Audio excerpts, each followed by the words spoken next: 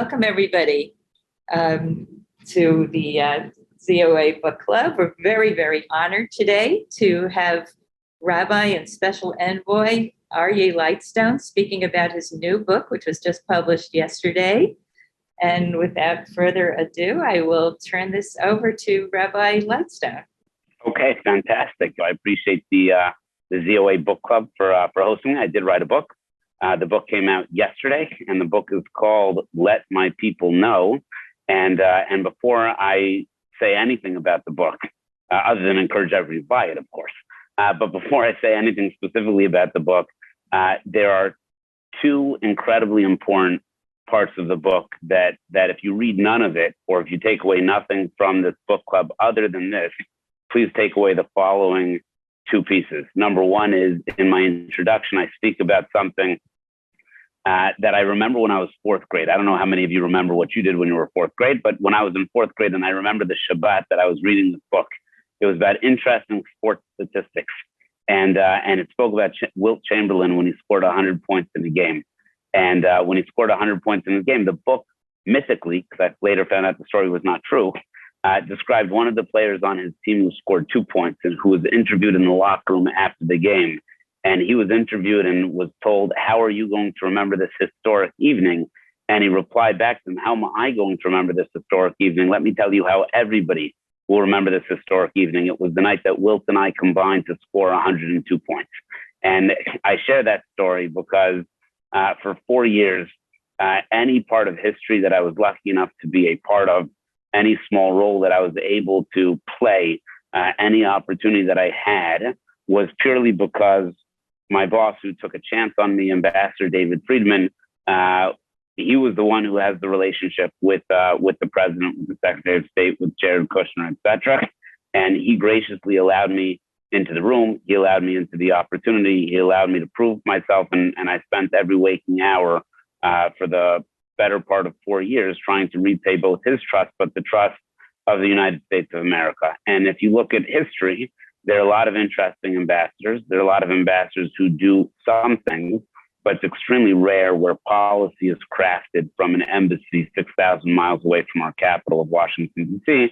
And I think when history looks at that, they'll see Ambassador David Friedman as being unique in that thing. And it was his relationship with the president. It was his relationship with Jared, with Avi, with Mike Pompeo, with Nikki Haley, and the list goes on, that made him unique. And only because he was unique did I have an opportunity to have some uniqueness to my job. That's point number one. Point number two is that we almost did not take this job. And I don't know how upset I would be right now if I was listening to somebody else give this speech, and likely pretty upset. And it was all because my wife had the correct perspective and attitude about it. And I'll just give you this vignette that did not make it into the book because I didn't want to publicly embarrass her, but really I'd like to publicly praise her for a moment. When it's not a secret, I addressed this in the book. I supported Marco Rubio in the primaries, and then I immediately supported Ted Cruz in the primaries. I was not on Team Trump until the general election. And even then I was less. I just hadn't known him. And by the time Marco dropped out, so we went, I bought a business, we had a baby, we had a house. The timing was pretty strange in the Lightstone household. And when Ambassador Friedman offered us the position, I came home and told my wife we had a 10-day-old baby, of which of the 10 days, 9 of them had been spent in the hospital. So it's not like we were under traditional, normal circumstances. And I remember on a Thursday coming home and telling my wife, hey, we got offered this great job, but my wife and I have a philosophy that the right opportunity at the wrong time must be by definition the wrong opportunity. So I said, look, it's your right to know what the opportunity was, but it's the wrong time for both of us to even contemplate and have a normal conversation. So I'm going to call David after Shabbat and tell him thank you, but no thank you. And my wife nodded along vigorously because, again, we had spent the last 9 nights sleeping on hospital cots, so we weren't interested in having a philosophical conversation. Friday night after we had Shabbat dinner at home, we were finally with all of our children at home in our new home. And we go to sleep, and my wife wakes up at around 3 a.m. to nurse the baby. And she wakes me up and says, Aryeh, our entire life philosophy is incorrect. That's a funny conversation to have at 3 a.m. with somebody who's now sleeping in her bed for the first time in 10 days. And I said, what is it that you mean, sweetheart? And she goes, the philosophy of right opportunity at the wrong time equals the wrong opportunity gives us too much credit.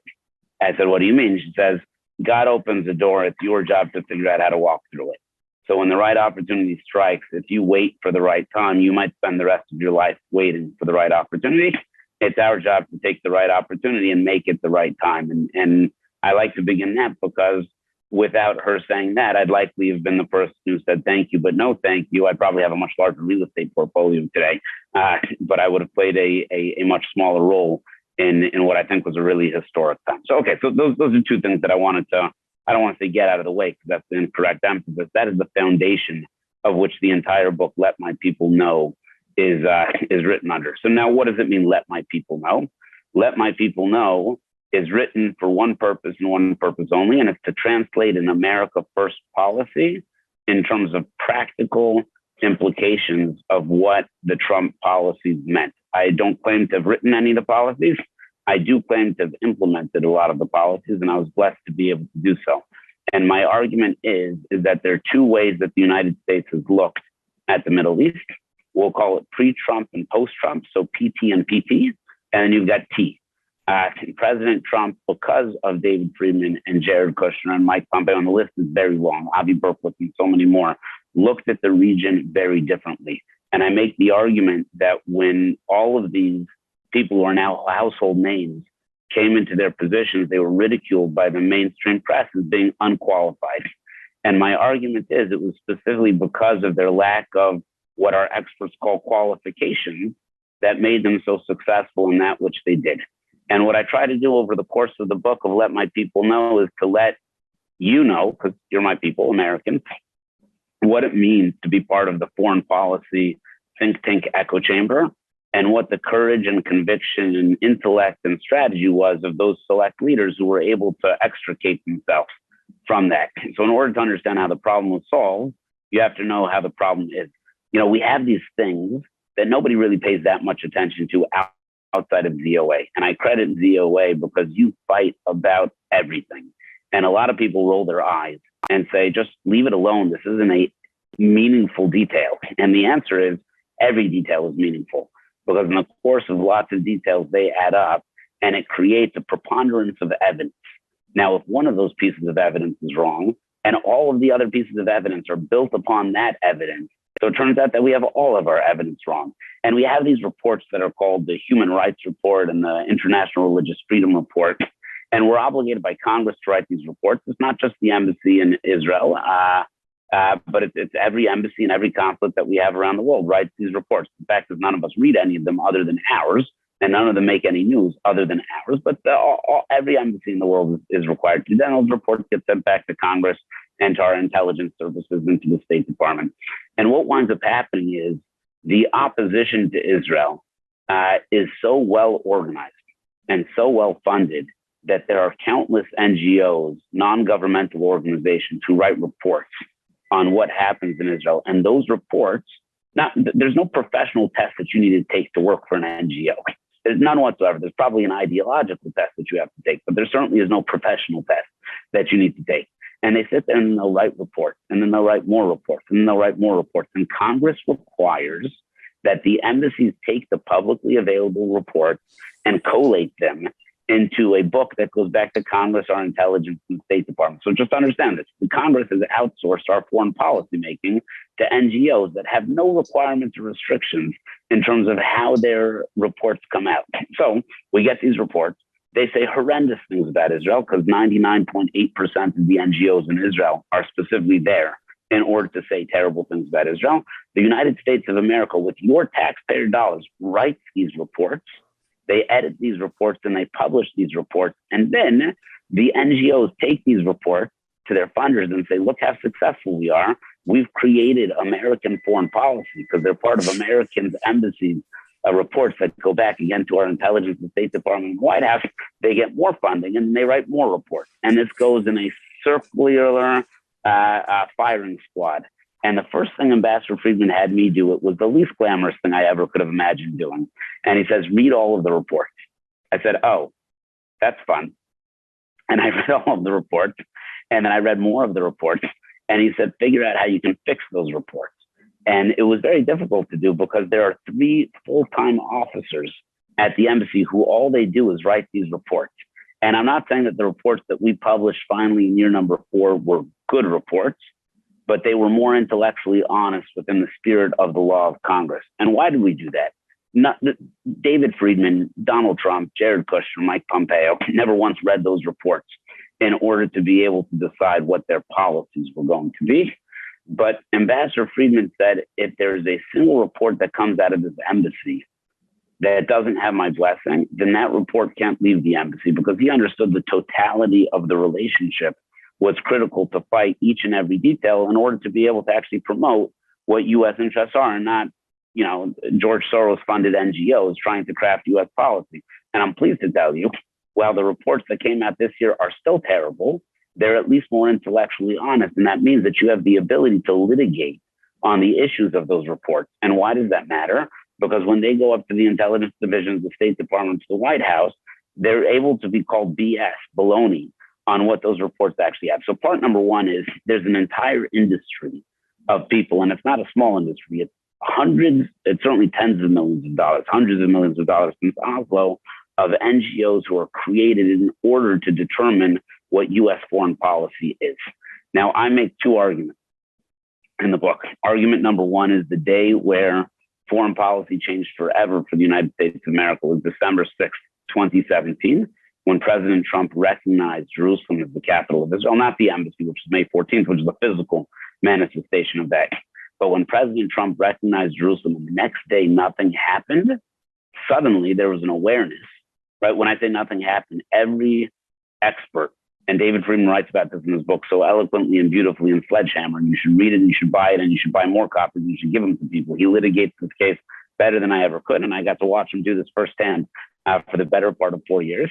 And he makes this argument, but at the end of the day, there was a risk, right? If the world blew up the next day, it would prove that Friedman and Kushner and Haley and Pompeo were wrong, and the swamp, to put that colloquially, was correct.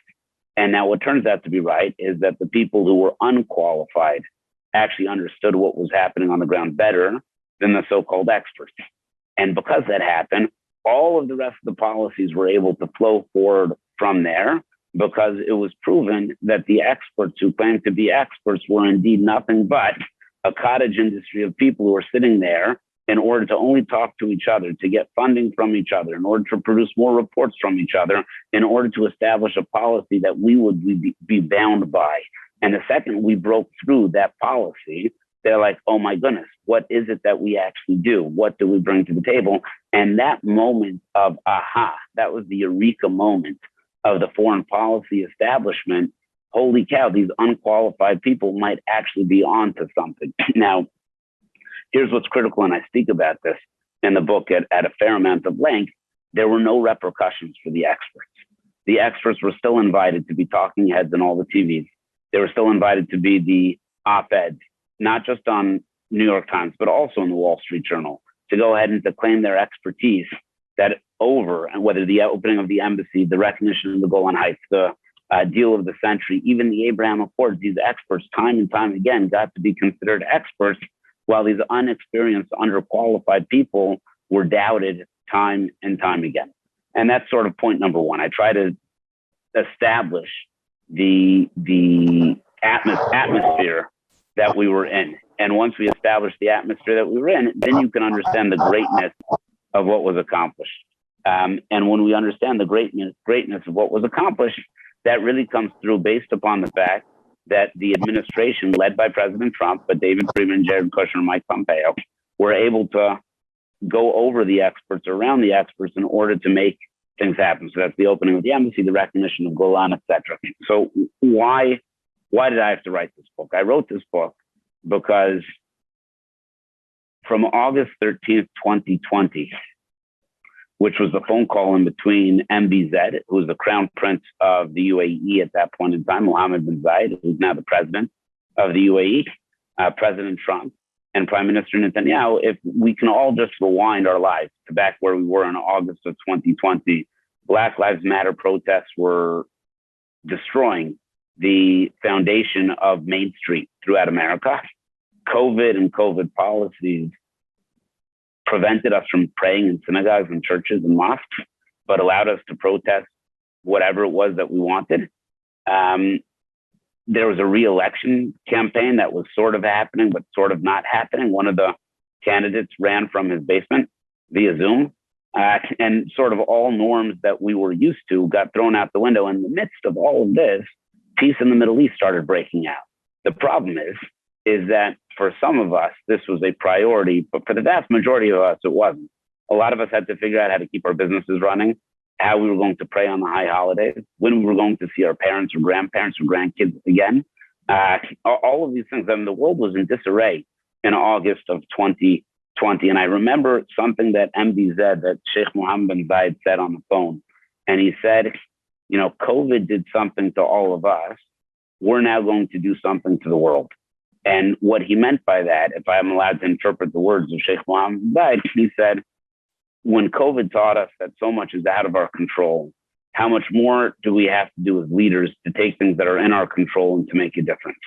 And Sheikh Mohammed bin Zayed decided that the region was not going to be forced to live in the past, and it was going to forge forth a new future. And the credit goes to the president and to Friedman and to Dermer and to Kushner and to Berkowitz and all those people. But there's one person who took a risk during the deal. And that risk was done by Sheikh Mohammed bin Zayed. He had a cost-benefit analysis. He made that cost-benefit analysis. And just like President Trump pushed his chips to the middle of the table when he recognized Jerusalem, when he opened up the embassy, when he got out of the Iran deal, all of those had a cost-benefit. The person who had the cost, for the U.S. and Israel only had a benefit of the Abraham Accords, but there was a potential cost or risk that Mohammed bin Zayed took upon himself. And for us, as people who care about a strong U.S.-Israel relationship, we should recognize that he took a risk. We should recognize that he deserves that reward, and we should admire his leadership for that. And we as a Jewish community have not done enough to be able to recognize that. He doesn't need our investments. He doesn't need our money. He doesn't need our accolades. But when we tell our kids and our families about people who are determined to make the world a better place, he needs to be in our lexicon. And when we take a trip to go visit someplace, we go to Israel, we should fly a direct flight to Abu Dhabi, Dubai, or to Manama, Bahrain, or to Rabat, Morocco, just to say thank you. These leaders took a risk. And in that risk, they deserve that reward because the following thing, this is sort of how I conclude the book of Let My People Know. These countries are not fighting over religion so much anymore. They're not fighting over territory so much anymore, but they are competitive in terms of where they rank in terms of technology and military and intelligence and economics. And if there's a benefit to the Abraham Accords, then other countries will join it because they will act in their own interest. And if there is no benefit and there's only a risk, then why would another country take that specific risk? And sort of the final piece that I say in the book is that we as the United States of America, and this was my job for the 123 days that I got to be the special envoy for economic normalization, which meant to put the meat on the bones of the Abraham Accords, was how do I generate as much interest as humanly possible from the United States of America to give cover to these countries to be able to begin their relationships anew. So whether it was the first flight of El Al that flew from Tel Aviv to Abu Dhabi. Let me tell you about that flight actually for a second, then I'll pause and take questions. We got on that flight. It was the first ever commercial flight from Israel to UAE, and it flew over Saudi Arabia. And when we're on the plane, we have the American delegation led by Jared Kushner and Robert O'Brien and Avi Berkowitz. We've got the Israeli delegation led by the National Security Advisor, Meir Ben Shabbat, and we're all sitting on an El Al 737. They have the painted flag. Now, the El Al call signal was flight 971, because if you dial the area code of the UAE, it starts with the 971. On the El Al return flight from UAE back to Israel, it was call signal 972, which is Israel area code, obviously. When we got onto that plane, the pilot made the announcement, welcome to the first ever flight of El Al from Israel to Abu Dhabi, flying over the Kingdom of Saudi Arabia. And you guys have been on countless flights. I promise you, you've never been on a flight that had a standing ovation on takeoff. We've all landed on flights that we wanted to have a standing ovation when we landed finally, but you've never had a standing ovation on takeoff. And even as I say this out loud, I've got the goosebumps of what it felt like in order to be on that plane as we traversed over Saudi Arabia and landed in Abu Dhabi. I mean, it was such a meaningful, fantastic experience, but nobody else can tell this story because it's unique to me. When we landed, I flew with an entire American delegation to Abu Dhabi. I was the only American who returned to Israel. The rest of Kushner's team went and they returned to America from Abu Dhabi. It was me and the Israeli delegation returned back to Israel. And we flew over Saudi Arabia that time as well, which was not a given. Saudi really gave Jared and Avi dispensation. It was unclear whether they were going to give us dispensation or not. They did, and all the credit to them for doing so. When we landed, also to great applause by all the Israelis and me, there was a stewardess on El Al. I even get choked up with this, so I apologize. And she takes the mic from the captain, said she's been flying for 42 years for El Al. She came out of retirement for this one special flight because she never thought that there would be a time that you would be able to fly El Al in the El Al uniform to take off from Israel to any Arab country and to be welcomed so royally. And we gave her obviously a very large standing ovation. None of us got mid miles for the flight, which was really what I was concerned about. And we went back with our regular. You actually, believe it or not, part of that we actually all went into quarantine for 3 days after that.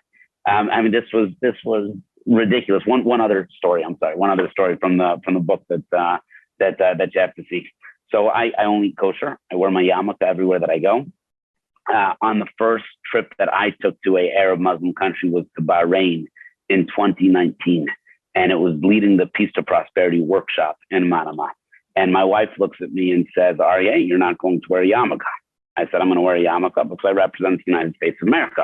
She says, promise me when you're walking around without security, you're not going to wear a yarmulke. So, okay, my wife's letting me go. I will promise her that I will not wear a yarmulke when I'm walking around without security. So we fly in to Bahrain. To fly to Bahrain, you have to stop in Saudi. I get to Saudi. It's time to pray the morning services. I'm like, what do I do? So I go out into the gate while we're waiting for the connection flight. I'm like, okay, like any airport I would in America, I take out my towels and fill in.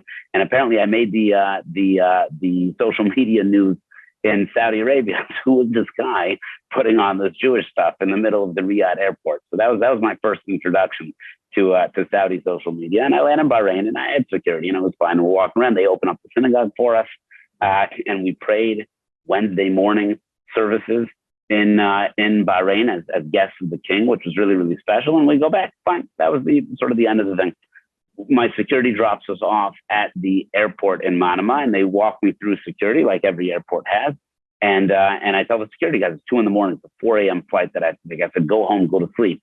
And so they leave. I'm in a secured area for the airport. And then suddenly I look around. There are only 3 flights that are taking off from the airport at this hour. There's a flight that goes to Afghanistan. There's a flight that goes to Pakistan. And there's a flight that goes to Turkey, which I was on. Because at that point in time, there were no direct flights from Bahrain to Israel. And I'm looking around. I'm like, oh, my goodness. These guys are all going like to Afghanistan to fight for ISIS. It looked like camp, like when you drop people off for birthright, just very, very different. So I'm like, okay, maybe now's the time that I have to follow my promise to my wife. So I'm looking around with which kippah I should possibly, which hat I could wear instead of my kippah that I have on my head. And I look in my knapsack, the only hat I have is the United States Embassy, Jerusalem. So I'm like, at that point in time, maybe I'll just keep the kippah on. And one of the Afghani guys saw me with the American flag on, and he goes, oh, we got to take a selfie. So there's some guy running around Afghanistan that has a selfie in my U.S. Embassy, Jerusalem hat and him off the whatever camp he was going to in the middle of Afghanistan. So that was, I try to bring people inside the room of what it was like as an Orthodox Jew, as a senior advisor to David Friedman, later on the special envoy for the Abraham Accords, let my people know that over the 123 days, the 5 normalization agreements we had with the UAE, with Bahrain, with Sudan, if you buy the book, you'll read about what it was like when I negotiated the agreements with Sudan along with my team. It was spectacular on behalf of Avi Berkowitz. We flew into Sudan secretly twice, Morocco and Kosovo. So hopefully you'll buy the book and read it. And I'm happy to answer any questions that anybody wants to ask. Okay, I have a very important question for you. How is peanut butter doing? So one of the things I try to explain is that the vast majority of people who have these jobs don't normally have school-age kids, meaning political appointees. Most of the time, they're much more seasoned and accomplished professionals, and their kids are high school, college, or even out of the house. When we took the job, my youngest was 11 days old, and my oldest was 8.5 years old. And so, my wife, again, deserves all the credit because she brought the kids there and took care of them for 4 years when I sort of saw them on Shabbat sometimes. One of the things that we didn't realize, because we did not send our kids to the International American School. Rather, what we did is we sent our kids to the public school so our kids could learn Hebrew and acclimate with the Israeli people. And they had never had somebody who worked in the embassy beforehand.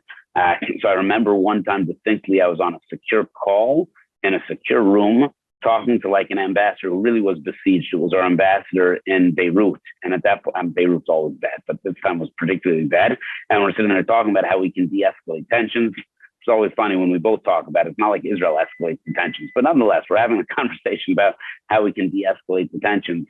And our Marine sergeant, gunnery sergeant, who we call Gunny, who's our chief Marine at the embassy, comes bursting into the room and says, Lightstone, we have to speak right away. So that's terrifying because I was there 4 weeks. Nobody ever needed to speak to me right away. And I go out of the room and Gunny's like, we think your daughter may have been kidnapped. I'm like, that is not good, but probably unlikely. I said, well, what's going on? Says, well, the school is screaming that she's been, they're holding her and that they are starving her. I'm like, okay, I think I've got a premonition of what's going on. And I go outside the secure room and outside the secure floor. And then you see your phone and I've got 11 missed calls from my wife and from the school. And so I call the school back on the official Marine phone and I'm speaking to the school secretary of the public school in Renana. And I say, hi, this is Aryeh Lightstone. Is my daughter okay? And they're like, yeah, your daughter's fine. She forgot to pack her lunch today. And we were calling the emergency number to tell you that she's starving. So with my Marine's understanding of Google Translate of the lady who was hysterically screaming into the phone that my daughter was crying because she forgot to pack a lunch, turned out to interrupt a pretty important meeting to tell me that my daughter may or may not have been kidnapped. So my daughter was not kidnapped, thank God.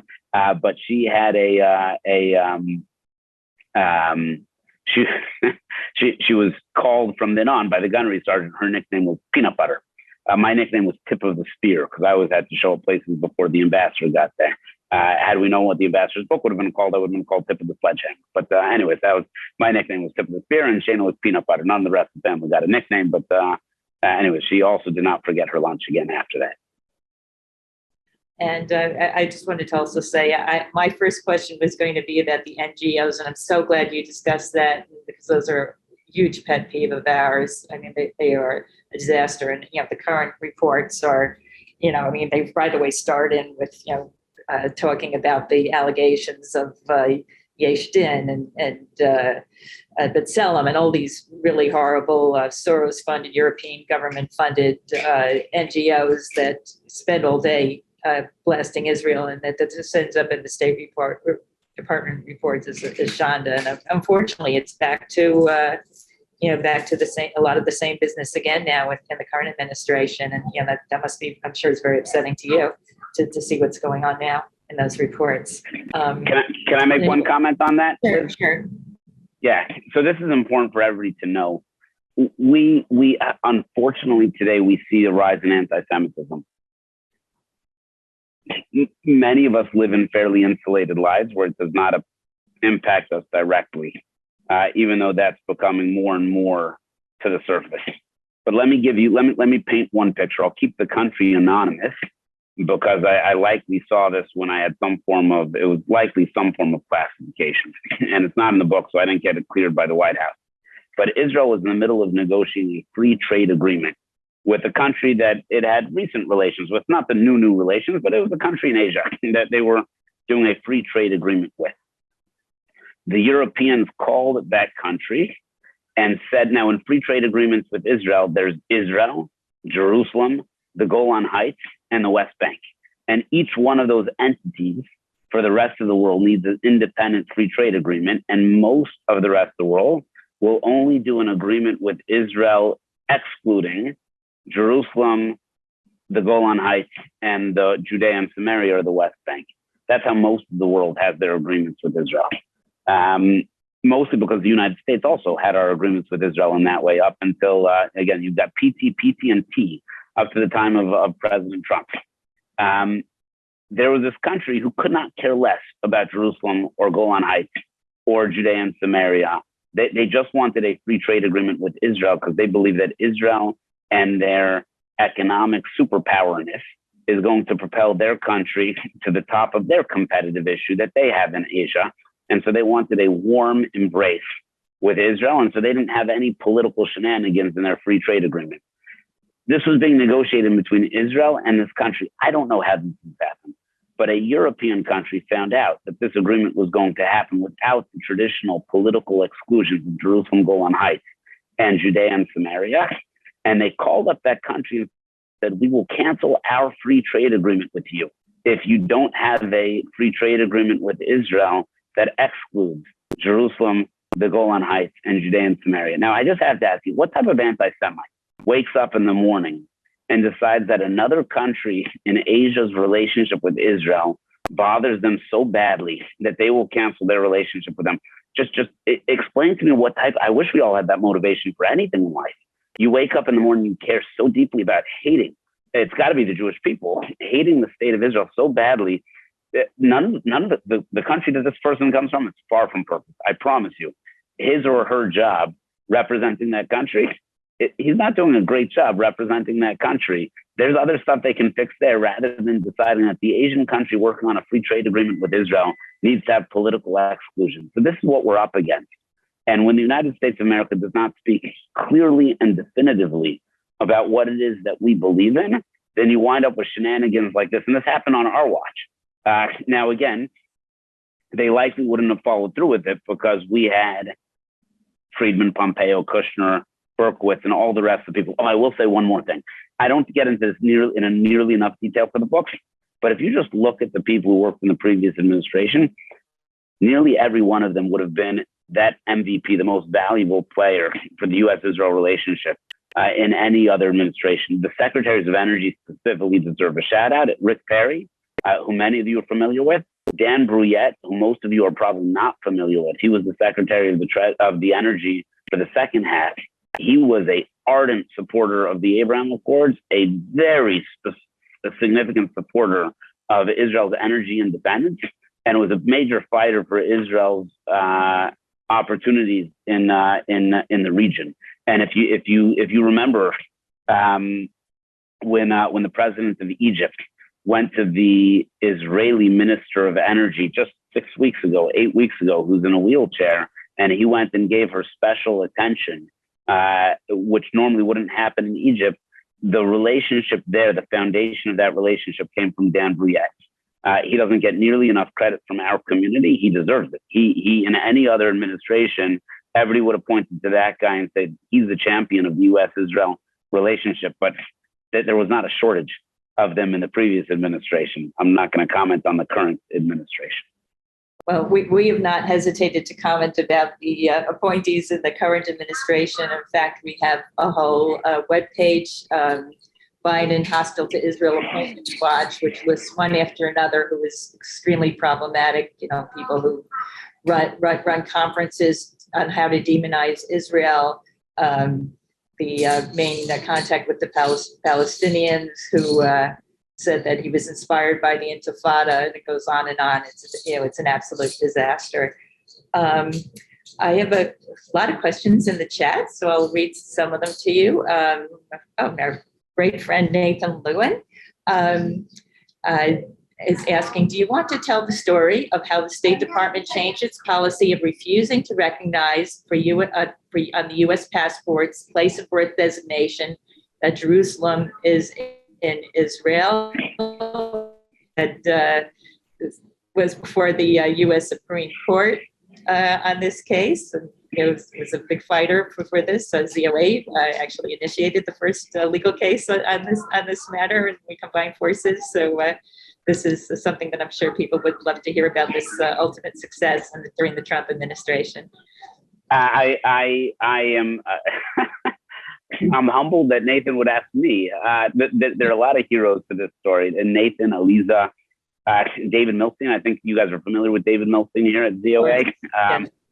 Certainly David Friedman, Mike Pompeo. The list of people relevant to that, way above where my relevance is a long list, and I'm proud that it's a long list. I was when my job was to be a cheerleader, I was very excited to be a cheerleader. And Nathan, Aliza, ZOA, David Milstein, David Friedman, Mike Pompeo got it done. I won't tell you how it happened. I'll let Nathan and Eliza share that because I don't want to mess up the intricate part of the decades-long battle. But I will tell you that where there was an opportunity for flair, we tried not to miss it. So there was no coincidence that we opened up the embassy on May 14th at 4:11 p.m., 70 years to the minute of Harry Truman's recognition of the state of Israel. There was no coincidence that the very first passport that was issued that says born in Jerusalem, Israel, to a U.S. citizen went to the Zivotofskis, who fought alongside Lewin and ZOA and the rest of the champions of what was right. And in nearly any other timing, again, COVID and sort of the rest of it, it likely would have been a front page of the Wall Street Journal, New York Post type of story. And you know what happened? Nothing, which is great. The best part of all is I'll give you just another example to that. And maybe it's, I never looked at this as deflating. I always looked at this as very exciting. On the 1-year anniversary of President Trump's recognition of Jerusalem as the capital of Israel, I arranged for a surprise joint candle lighting at the Western Wall of the Kotel and between Prime Minister Netanyahu and Ambassador David Friedman. Believe it or not, in the entire history of the state of Israel, that is the first time that any diplomat ever from any Western country went to the Western Wall with any Prime Minister of Israel. That was the first time ever on the fourth night of Hanukkah, 2018. And it was, man, were our security people petrified. I mean, really, really nervous. How could it be? You're going there with this. And they shut down the whole Kotel Plaza with like presidential level security, which ambassadors don't normally get. Our ambassador got a lot of security, but not presidential level security. And we sat there 1 year later at the Israel Hayom, the Israel Today conference, literally less than 1 year later, nine months later, in June of 2019, with Nikki Haley, Jason Greenblatt, David Friedman, Lindsey Graham, and the Prime Minister of Israel and so many others from the Israeli cabinet sat there. And do you know what the news report said? Nothing. Do you know why they said nothing? Because it makes sense. The United States of America, to go there proudly and prominently with the leadership of Israel, regardless of the party of who the leadership of Israel comes from, it just makes sense. And the proof is it's not news. It really is not news. It's news, and this is sort of what the book argues and let my people know. It should be news how ridiculous we were for 70 years, afraid of our own shadow, afraid of our ability to do what was correct, and lacking the courage and conviction to stand up for what existed outside of the echo chamber of the foreign policy world. So Aliza and Nathan and all the rest of the heroes who fought that for 20 years, you know what happened the day after Zivotofsky got his passport?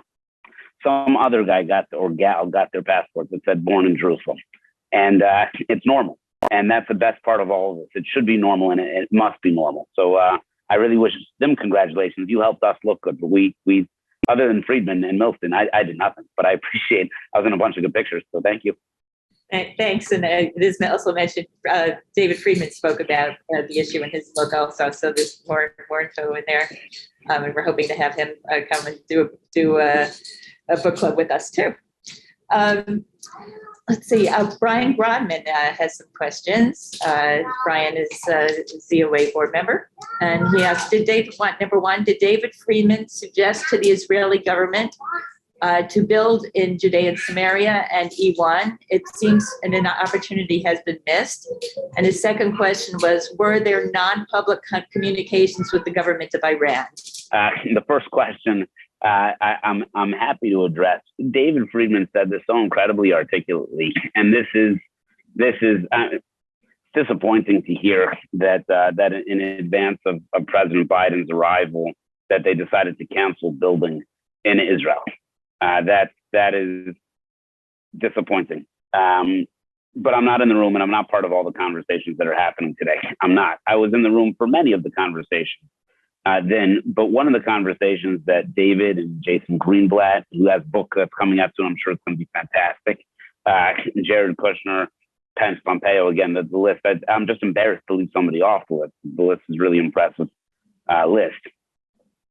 Asked Israel to my argument was Israel's greatest sovereignty was given to it by the Trump administration because it said, Israel, you figure out what's best for Israel. And if it makes sense for us, we'll support it. And most of the time it does. And if it doesn't make sense for us, we won't support it. So I'll give you a better example of that with China. Israel has a major China issue. So we didn't bully them and I didn't browbeat them. I said, look, here's why we think China's a threat. We don't think you're educated enough on this issue. You're your own independent country. You're going to have to make your own independent decisions. But depending on how you come out on that, the United States of America is going to have its own opinion. So just add that to your calculus. But Israel should come up with what is best for Israel. If you decide that China is going to be your top ally, so go in this particular direction. If you want us to be your top ally, you just have to understand that every time Ambassador Friedman or anybody else goes back into President Trump's Oval Office and makes a case about Israel, and in the news is yet another solar project or another desalinization plant is going to the Chinese, just decide whether that's in your interest or not. And then decide when Chinese are investing in your dual use technology, do you think they're doing it because they think you're really handsome? Or do you think they're doing it because they're going to steal your IP like they do it for everybody else? Just decide. I mean, it's Israel's decision. You're entitled to make whatever decision you want to make. And that's what I mean by sovereignty. Israel had the ability to make its own decisions regarding building. America was going to react in different ways based upon different things. But Israel had to make its own calculation. The biggest challenge with Israel making its own calculation, we were never privileged to work with an Israeli government that had a significant enough majority to make meaningful, significant decisions. And so therefore, Israel on its own needs to, I think, decide. And Ambassador Friedman wrote a beautiful op-ed not that long ago, or maybe this was his speech that he gave to Tikva. Once upon a time, I could tell you side and verse where he is and even how he slept that night. Now I just get to read and speak to him. So I can't tell you specifically, but sometime in the last 6 weeks, he wrote or gave a great speech about the fact that Israel needs to figure out what it wants to be when it grows up. And the United States of America is likely to support that vision. But Israel shouldn't rely on the United States of America for that vision because we're not Israelis. They should come up with that vision. They should develop it. They should figure out risks and rewards and then have that vision and march towards it. And they should make their case to the United States of America. I'm sure that they have specific administrations that they would be most interested in making that case too, but they should make that case and they should stick with it because America will respect, it might not like, but it will respect a country that wants to have a vision and has the ability to follow through on that. Israel hasn't yet done that meaningfully. Thank you so much. Greta Rafsky had a quick question. I guess if you could clarify it, it's just why one of your assignments lasted only 4 months, the one related to the Abraham Accords, enhancing that. And I think it's just the timing of how things happen. Yeah, we got fired, right? We started on August 13th, 2020. And that was the first phone call. And in 123 days, 5 peace agreements, over 130 MOUs signed. And relationships took off like nobody's business. And then January 20th came around, and at 6:48 p.m. I resigned. Interesting thing, when I was hired as David Friedman's senior advisor. When I resigned first and foremost as the senior advisor. It was the position that I cherished the most. But I was also the director of an investment fund called the Abraham Fund that was supposed to spur on the economic opportunities from the Abraham Accords. And I also resigned as a special envoy for economic normalization, which was also supposed to connect those things. I think I resigned from one other thing that I'm forgetting right now. And that wasn't because I was necessarily the best at anything. It was, if you remember August 2020, there weren't that many people who were running around looking to take on additional responsibilities. So I was there and I enjoyed every moment. You should know that everybody on the Abraham Accord team worked until 6:45 p.m. Israel time on January 20th. We ran out the clock. We left nothing on the field, if that makes sense. And we left. The Friedmans invited both the Lightstones and David Milstein. We finished at the Kotel at 6:45. I guess we could have gone to the Kotel at 7 p.m., but we went 15 minutes early, and that was the end of our job. David Friedman started at the Kotel and ended at the Kotel. I started in Herzliya, but I ended at the Kotel, so I feel like I was following him. That's beautiful. We have Eugene Greenstein has his hand raised, and I'm going to ask him to. Eugene, can you unmute yourself? Yeah. My question is that President Trump is not portrayed very positively. What's your perception of President Trump? since you had some real world dealings with him? Great question. Believe it or not, when every group came, I'll give you a story, and it's also not in the book. You guys are getting a lot. There was a group that came into the embassy in 2019, so pre-COVID, and one of the things that people like to do was take a picture by the plaque, because the plaque was pretty cool, and take a picture by the plaque. And there was a lady in the group who looked at the plaque and had just this moment of revulsion that she was going to have a picture with someone that had Donald Trump's name on it. And she walks out and she harumphs, "Not my president." So that's fine. I wasn't going to let it ruin the mood for everybody else. So we take the picture. She's not in the picture.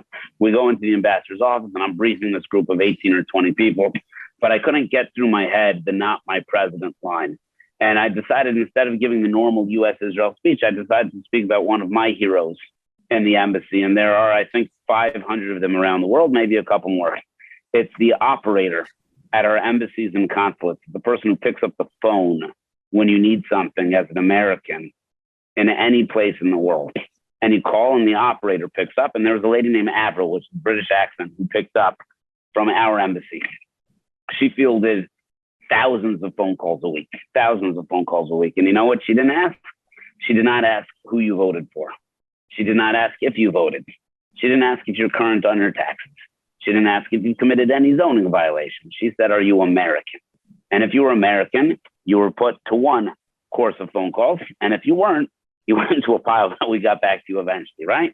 If you're American, and this isn't just the embassy in Jerusalem or the consulate in Tel Aviv or any of the other, this is every single place that we have throughout the world. And you know what? Donald Trump is all of our president when he was the president. Today, Joe Biden is all of our presidents. This is "not my president" and harumph. So people like to ask me about that a lot. And my answer was, I interacted with him personally less than 15 times. He was always very kind and polite to me. I saw him when he was very happy. I saw him when he was very angry. And I saw him take his job extremely seriously. David Friedman is a 25-year-old friend with him. Jared Kushner is his son-in-law. Mike Pompeo worked with him daily. They'll know much better what that was like. I will only tell you the following thing. The policies that I was involved with, he was involved with, he was supportive of, and he allowed us to change the region for the rest of eternity with the Abraham Accords. And for that, I'll be forever grateful. Are there things that he could have done differently? Absolutely. Are there things that he could have done better? Also, absolutely. But the things that I was deeply involved with, I never had a poor interaction with him. And the policies that he articulated were policies that, when everybody forgets, Jewish history is a funny thing. We're a people of the book. We remember back, Jerusalem 3,000 years ago. We remember back to Abraham 4,000 years ago. When they read the story in 1,000 years from now, they'll remember him like Cyrus, as the person who made the right decisions with tremendous courage and conviction at the time where nobody else thought that he would. And for that, I'll be forever grateful on those issues. Nadine Gerson is asking a question, which I'm sure a lot of us are very curious about. What other countries are expected to join this effort, which I believe she's referring to the Abraham Accords? So I'll answer that in my diplomatic way, which is by not answering it, but I'll answer it two different things. Number one is, if you remember August 13th, 2020 at 10 a.m., the phone call happened. At 11:05 a.m., the press reported on it. There's not a soul in the world who wasn't read into that deal who knew what was happening. And there was a reason for that. And I discuss this in the book. There are people who really like peace processes, where there's a process and we just do things for decades on end, but we don't actually change anything because it's a great industry. And there are people who actually want to get peace done. The effective way to get peace done is by getting it done. And then you tell people that it happened. And there's a lot of different reasons for it, but with Middle East negotiations, that gives the leadership of all the countries in the Middle East the greatest flexibility and room to be able to do what they need to do in order to make courageous and bold decisions. So if I did know the answer, I wouldn't share the answer, but now you know why I wouldn't share the answer. But the second answer to that is, it goes back to the cost-benefit analysis. There is not a country in the broader Middle East, North Africa region who today is not making a calculation. It might not be the president or the prime minister or the foreign minister, but there's somebody in their cabinet who is saying, is there a appropriate ratio of benefit to cost for us to normalize with Israel? And they're just waiting and watching. and that benefit can come from the United States. It can come from the broader Jewish community. It will come from Israel. And that's all they're doing. They're weighing the basket of the opportunities. But I will tell you, I believe, I don't know this factually. I haven't met with all the leaders. I don't even pretend to have met with all the leaders. But the people I've spoken to is a pretty robust group of people. I believe pretty strongly that every country is saying when and not if. And if you can just remember, John Kerry's famous 3 no's, right, was strengthening the other countries who would say only if and not when. And with just the leadership of a very brief 4 years, and then 123 days of the Abraham Accords, all of the lexicon in the Middle East has changed. The question of when and not if. And I think that's pretty cool. So we need to represent the United States of America. We need to be aggressive in securing our allies and pushing back our foes.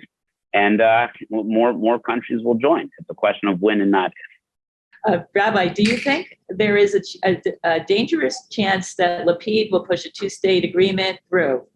Look, Yair Lapid is the prime minister. The relationship that the United States of America has with Israel is with Israel. And Israel's a robust democracy, and they should pick their leaders. This is sort of a funny caretaker leadership. I don't anticipate anything transformational happening, good or bad, in the next 3 months.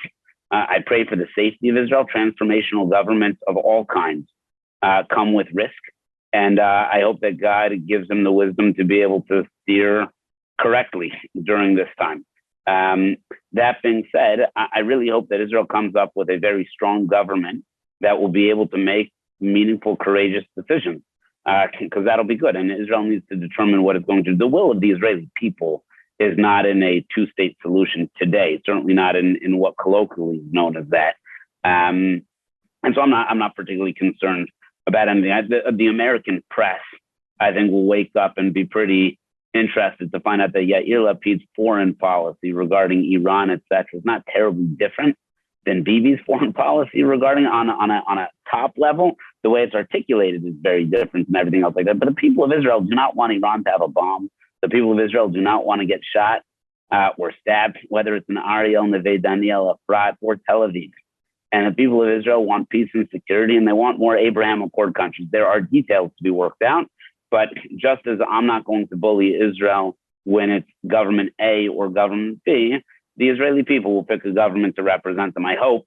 Look, I don't know how many of us read the Bible, but those of us who read the Tanakh understand that the only thing that has historically destroyed the Jewish people when we've had our homeland is disunity. I hate the rhetoric during election season. I really, really hate that. It makes me feel embarrassed.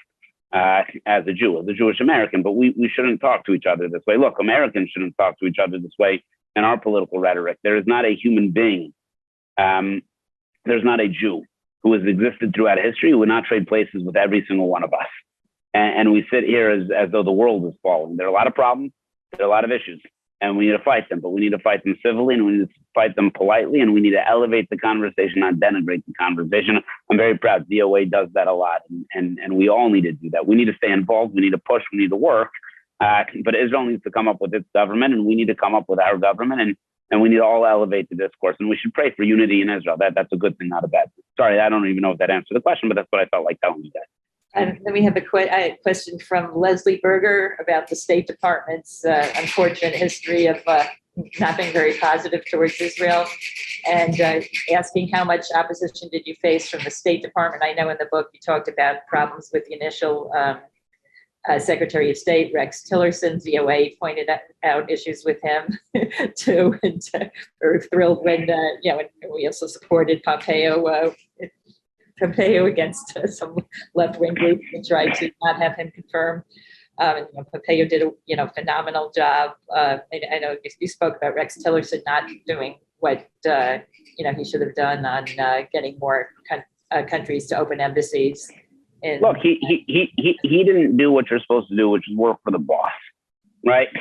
He's the Secretary of State. He wasn't elected; he was appointed.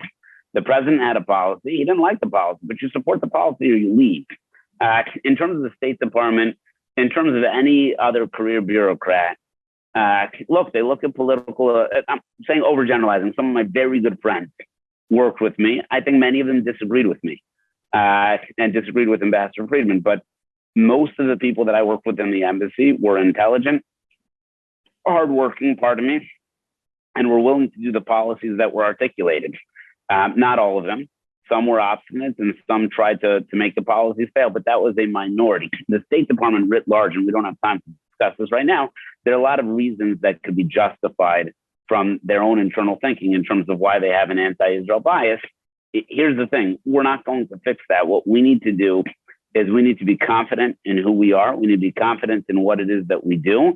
And when we have an eye on the target, we cannot get distracted. And that comes from Americans. We have to know what we would do in any future administration. We articulate and we make our case time and time again. Let my people know is about that.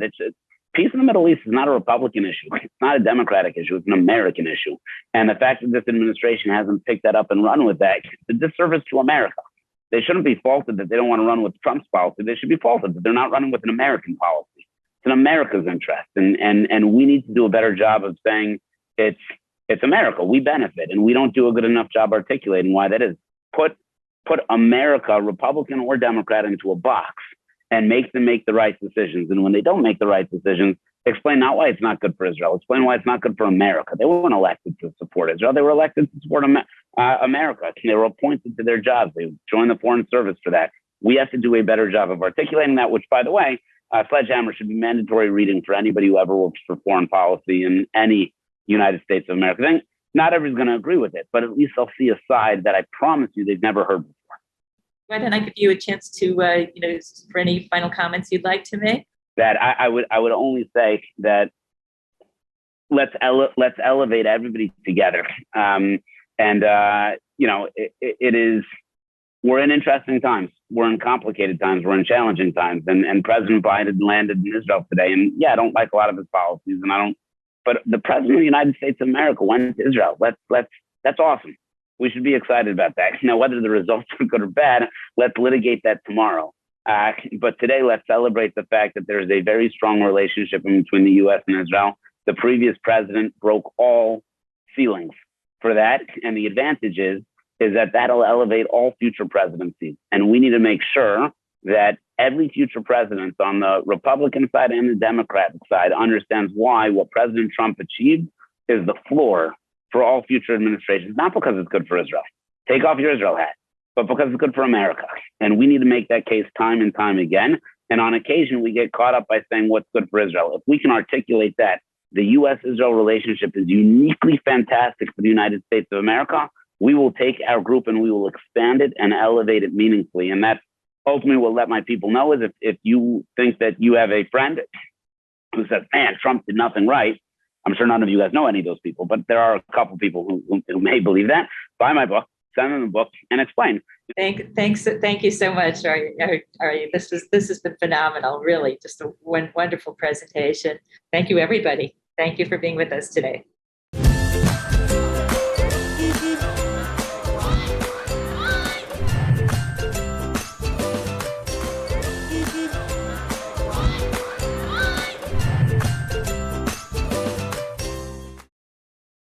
We would be pleased to send a complimentary DVD of this program to anyone who wishes to support JBS with a tax-deductible gift of $36, double high or more. Simply visit the JBS website at jbstv.org and click on the Donate button to make a donation by PayPal or your credit card. And please indicate the program for which you would like a DVD. Or you can send your tax-deductible check to JBS, Post Office Box 360, Stamford, Connecticut 06904. Or you can call the JBS Pledge Line at 833-MY-JBS-TV. That's 833-695-2788. And again, please remember to indicate which program you would like to receive with our compliments. We thank you for your kind support.